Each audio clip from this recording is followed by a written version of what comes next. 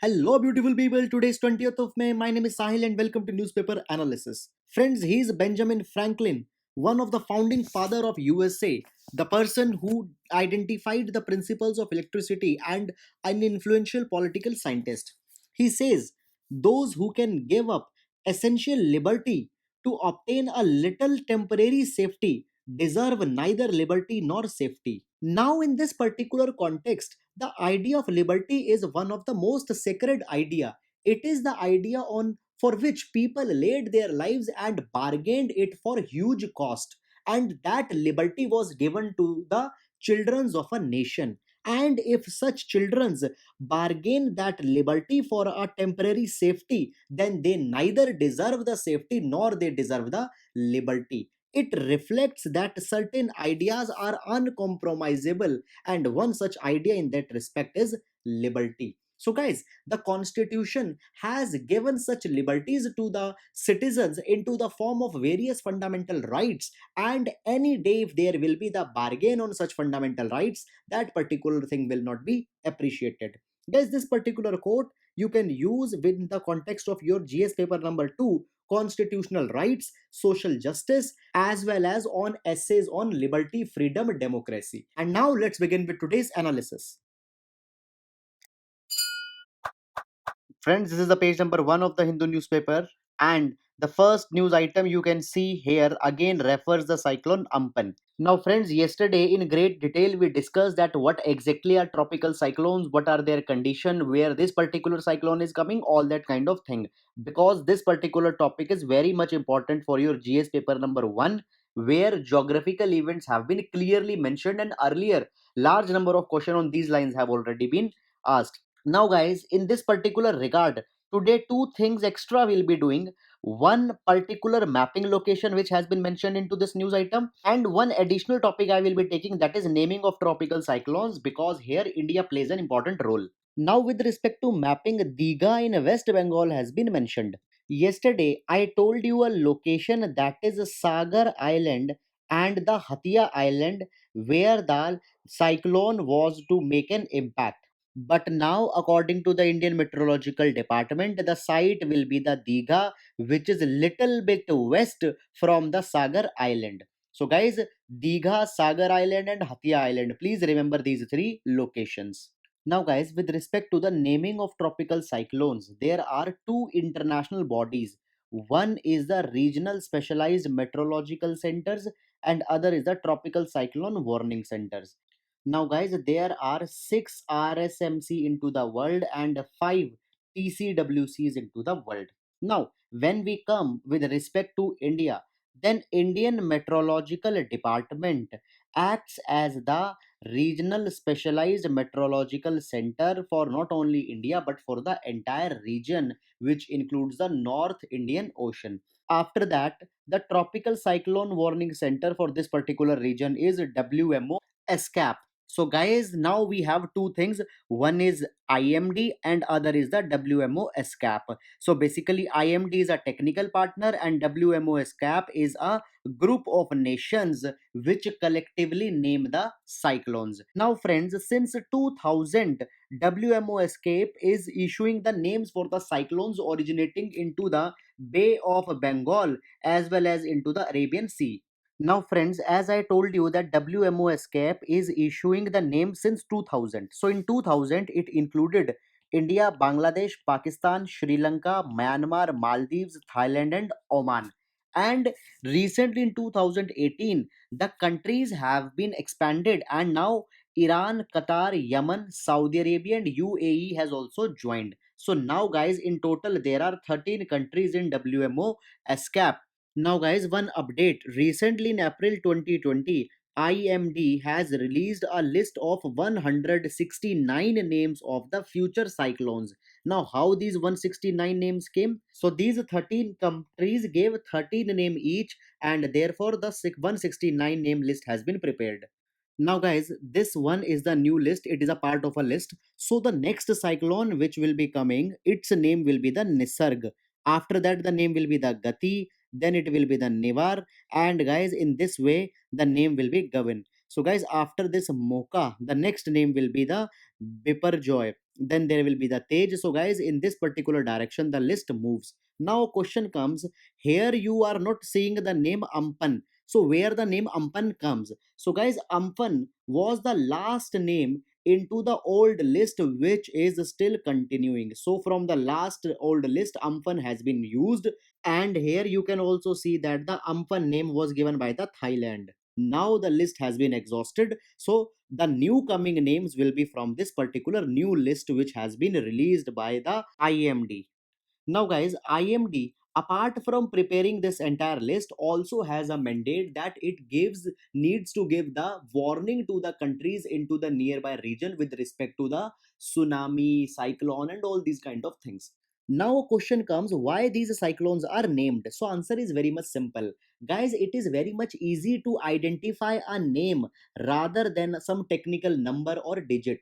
And guys, as these cyclones will impact millions of people, by having a proper name the people will be able to identify it.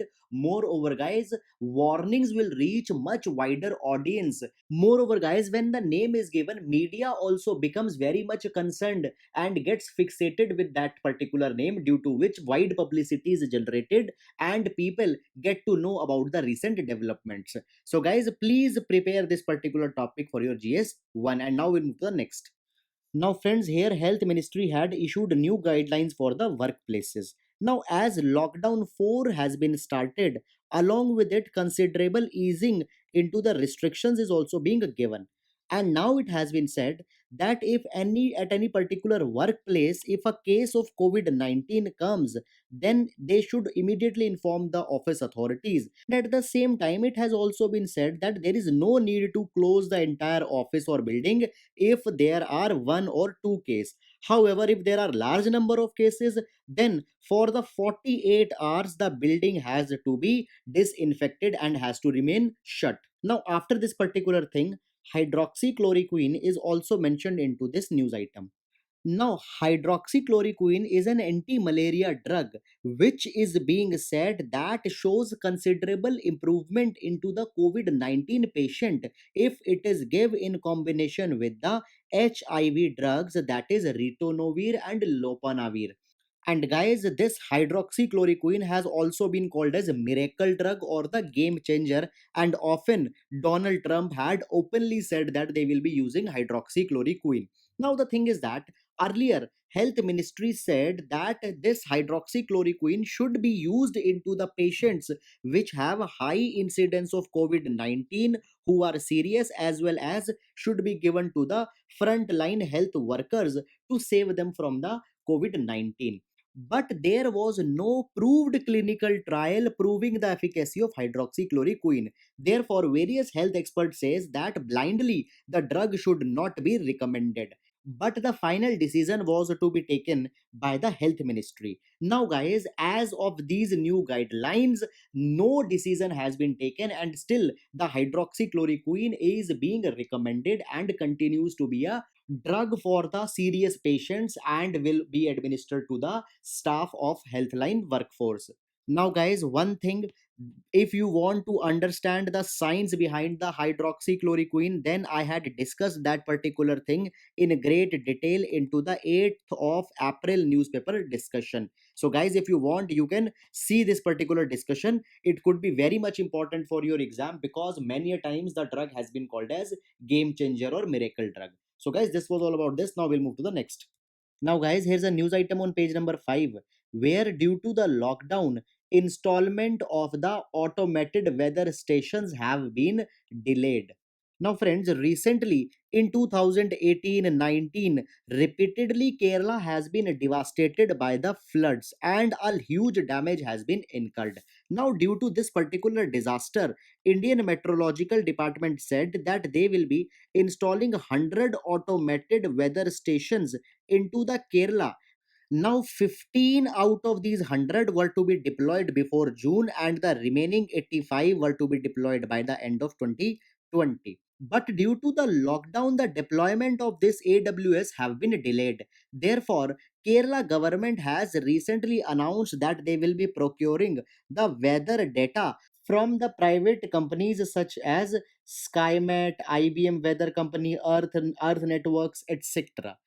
Now, friends, this particular episode, it could be a point of friction between the central agency, that is IMD, as well as the state government of Kerala, where the Kerala is accusing that because IMD has been failed, they need to resort weather data from the private companies. Moreover, Kerala government also alleges that the IMD had failed to deploy the Doppler weather radars DWRs, which are also very much crucial for the weather forecast.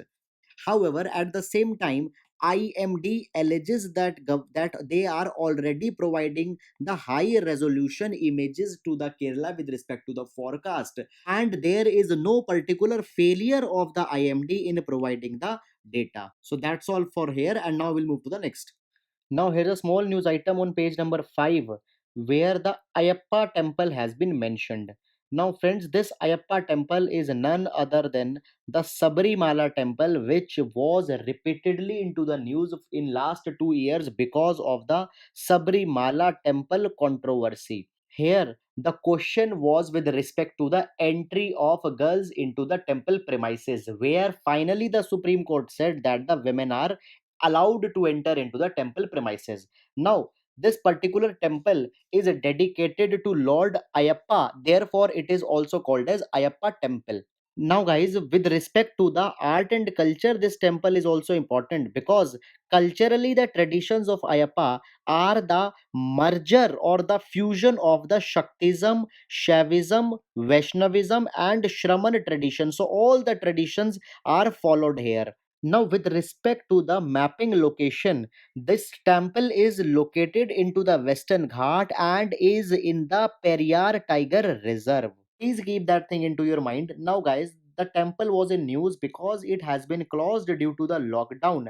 And due to the continuous closure, the Travancore Devasam Board, which is the managing authority of the Sabrimala temple and various other temples, had suffered a huge shortfall into the revenue, and various important regional fairs and festivals which used to be conducted into the temple have also not been able to be convened.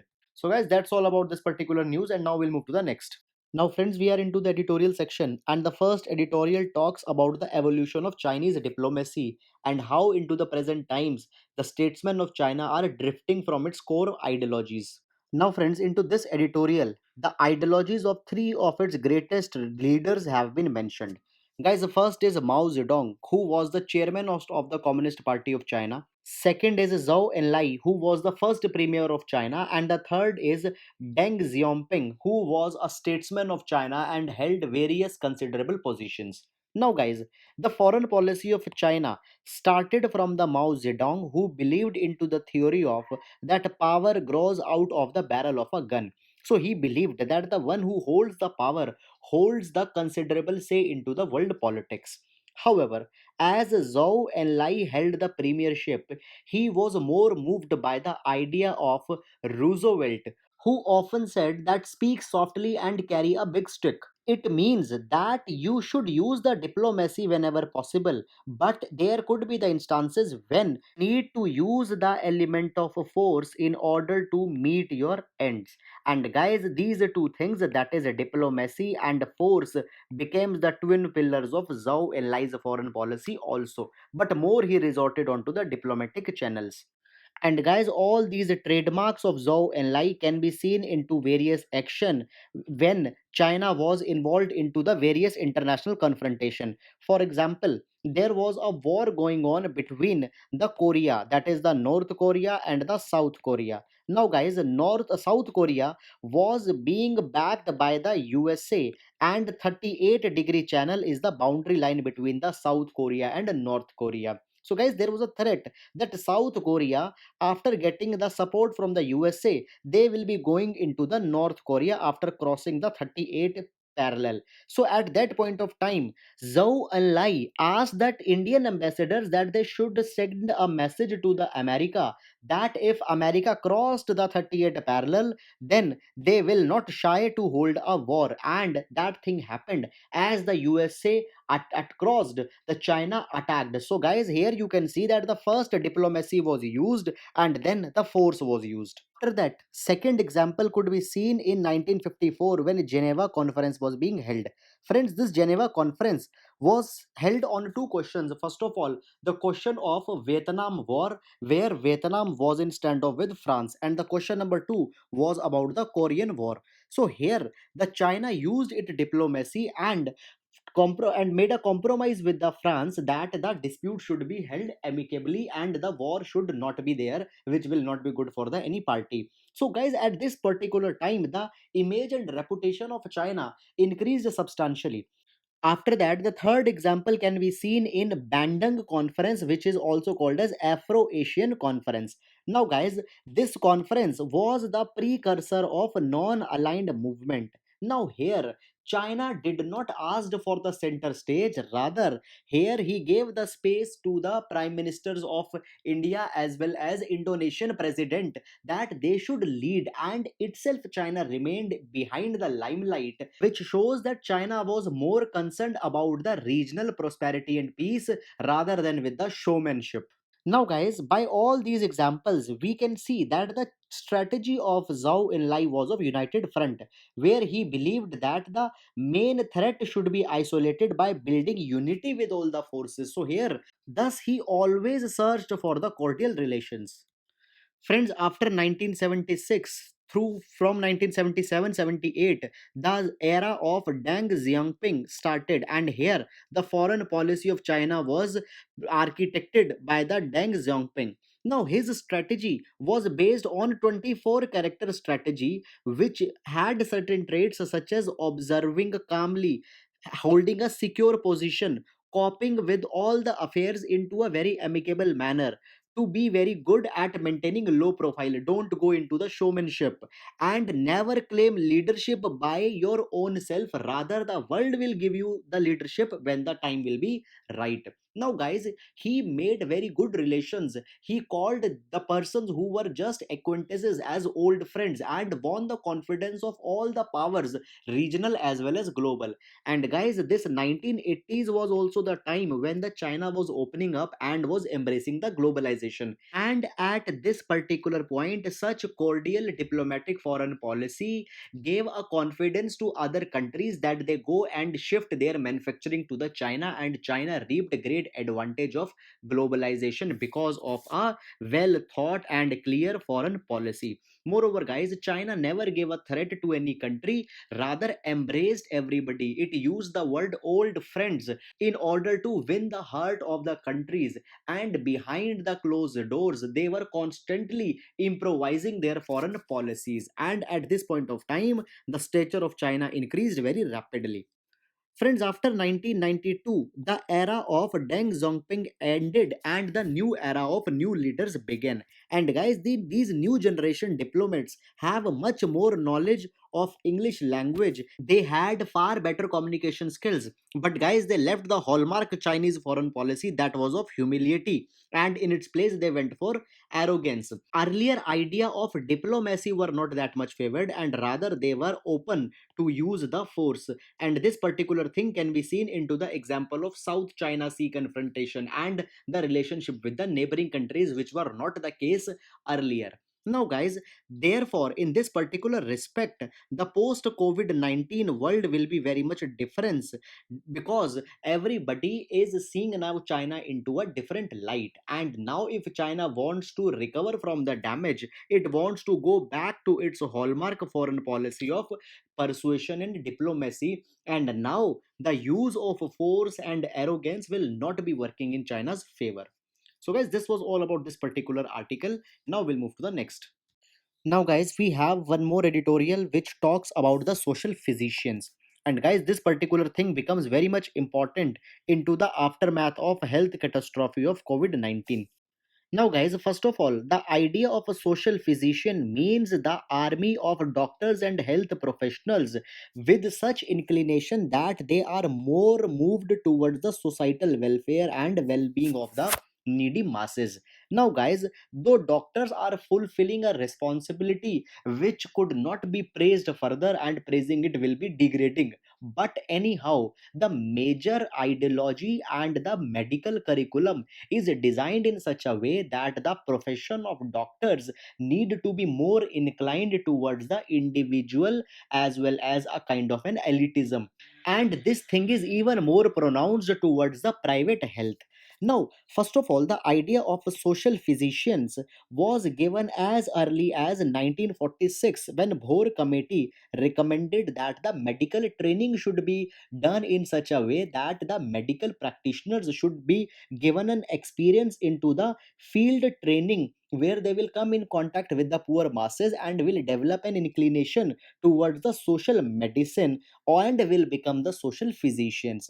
However, guys, this particular thing was not that much implemented into the spirit, and majorly the private health sector stayed out of the umbrella of social physician and was driven towards the individualistic type of approach.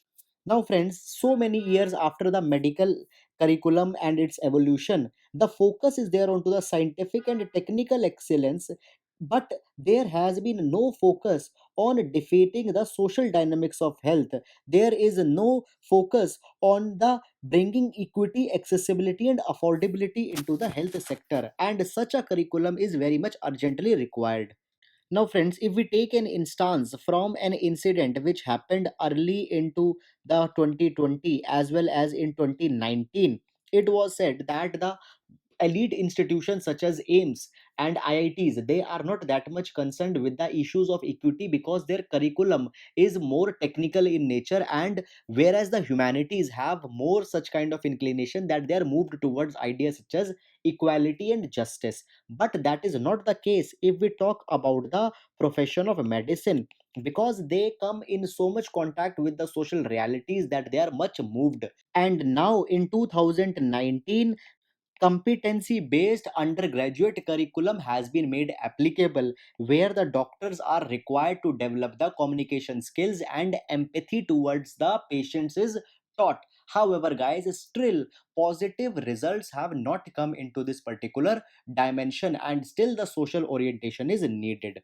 And friends, in this particular regard, certain suggestions could be given as how the health system could be remodeled. First of all, there should be a shift into the medical training, and this medical training should shift from cities to the lower level of health facilities and the communities. They should go and serve into the primary healthcare sectors, into the villages and into the smaller towns, so that they learn the value of empathy.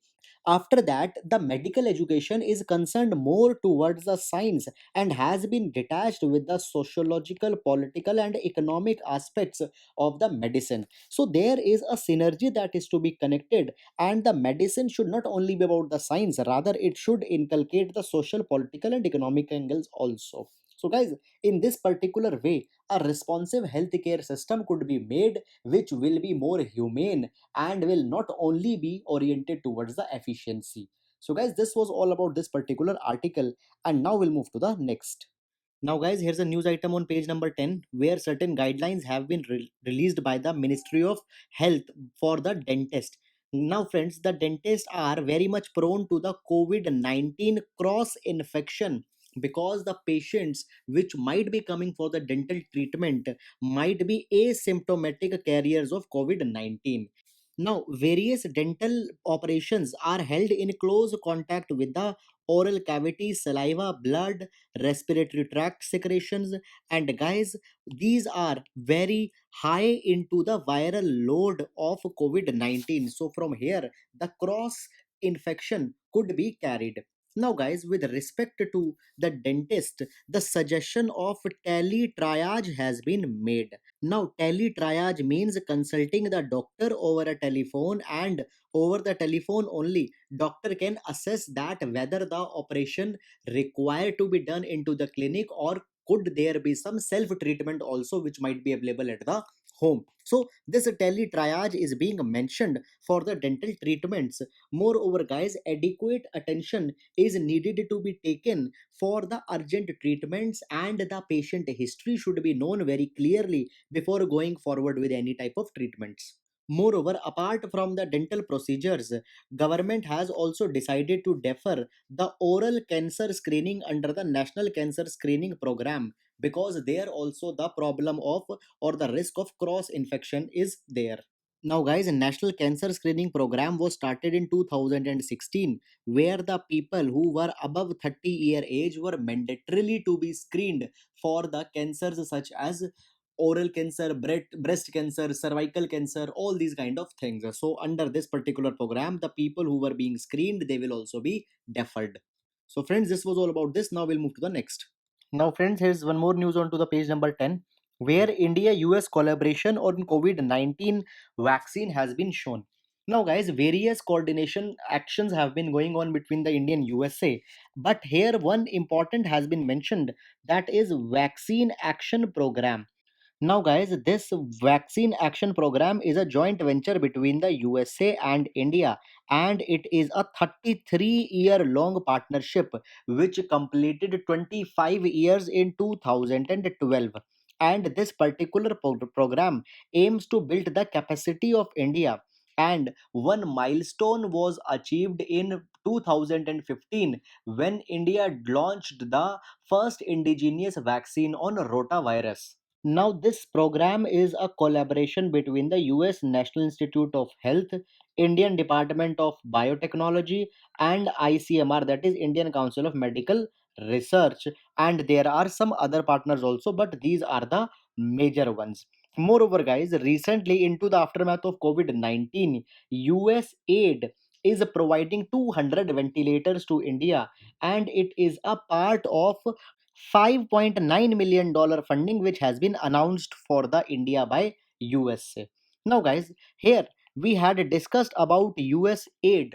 Now, this US aid is the world's largest international grant agency. It stands for the United States Agency for International Development and provides the assistance to countries in Africa, Asia, Middle East, and other such regions. So, guys, this was all about this. Now we'll move to the next.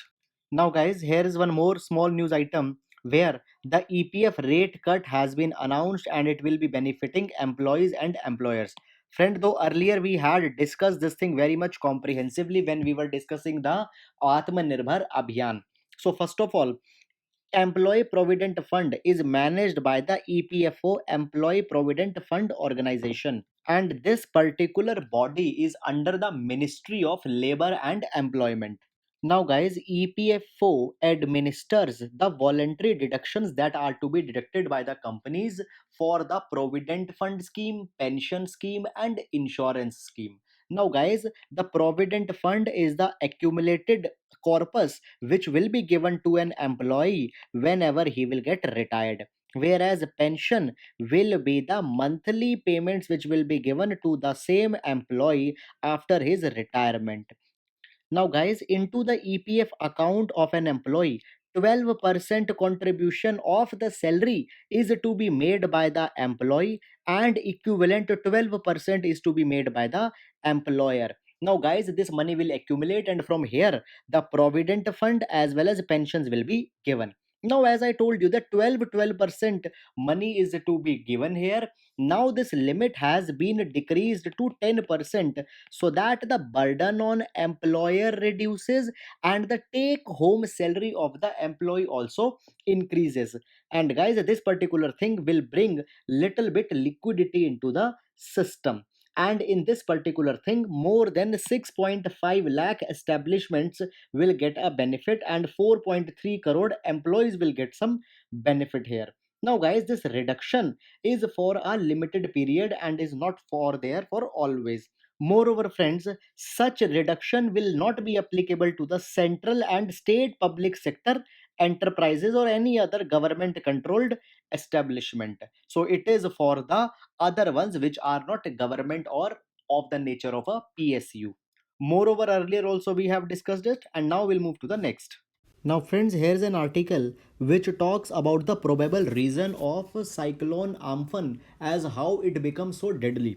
Now, friends, first of all, it has been seen that the cyclone Amphan intensified from category 1 cyclone to category 5 in just 18 hours, and category 5 is one of the most severe category. Guys, last year the cyclone Fani was of a category 4 and it leashed a lot of destruction. Now, what could be the probable reason that such intensification into this cyclone occurred. Now, if you remember, into the last two articles, I have told you about what are the reasons for a cyclone. There we had seen that one of the reason for a cyclone should be high temperature of the ocean or the water. We said that there should be at least 27 degree of Celsius. And now when the ocean temperature of Bay of Bengal is seen, then it could be find that there the temperature is 32 to 34 degrees Celsius into the first weeks of May, which is very much abnormal and has not been seen very much regularly. So what could be the reason of this much high temperature? Now, according to the climatologist, there could be two theories. Number one is the global warming. Now, guys, because of such indiscriminate burning of fossil fuels, the ocean temperatures are rising all over the world, and such rise into the Bay of Bengal is also the part of global warming. The second theory is much more interesting, and it says that lockdown is partially responsible for such high temperatures. Now, guys, how lockdown could be responsible? Now, because of lockdown, there has been no pollution and no human activities. And because of lack of human activities and pollution, the release of aerosols into the atmosphere is very much less. Now, guys, aerosol are very small suspended particles into the air. They could be solid, they could be gaseous. Now, these aerosols do two things. Guys, first of all, these aerosols reflect the incoming solar radiation. Secondly, sometimes they also absorb the incoming solar radiation. And thirdly, they scatter the incoming solar radiation. It depends onto the surface, onto the color.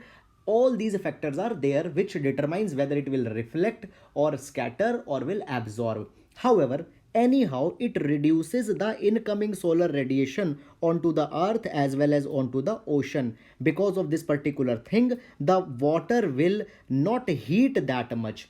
And now, as aerosols have been less, the water is heating and the subsurface temperature is rising. So in a way, lockdown might be partially responsible for such intensified cyclone. Moreover, guys, it has been seen that because of the lockdown, temperature above 1 to 3 degrees Celsius than normal has been observed.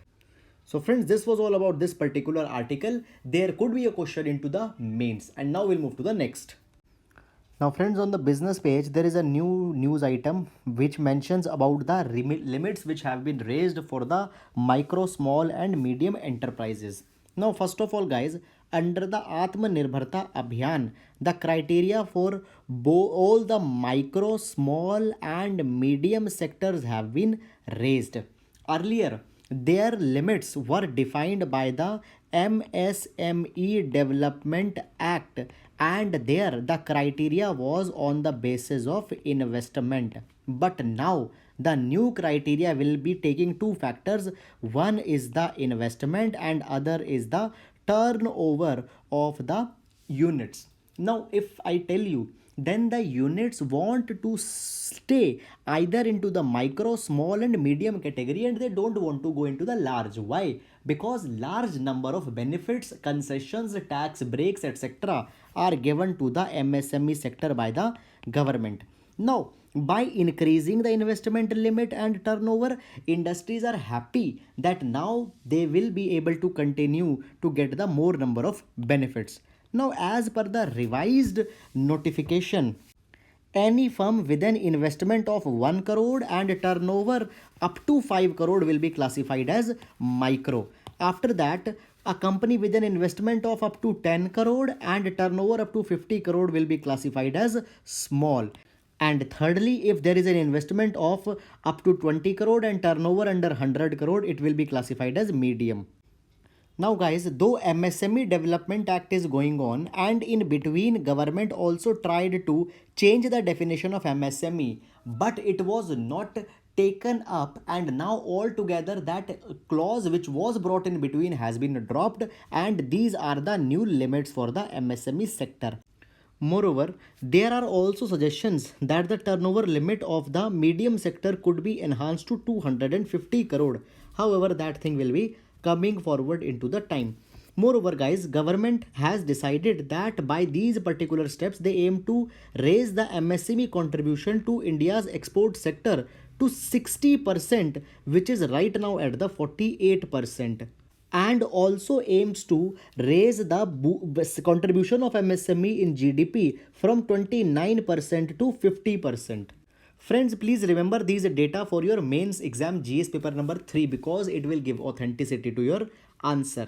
Moreover, it is also being said that India can reap the China factor where the hatredness have been induced towards China and companies are exiting, and that particular thing could be reaped by India by providing a good and favorable environment.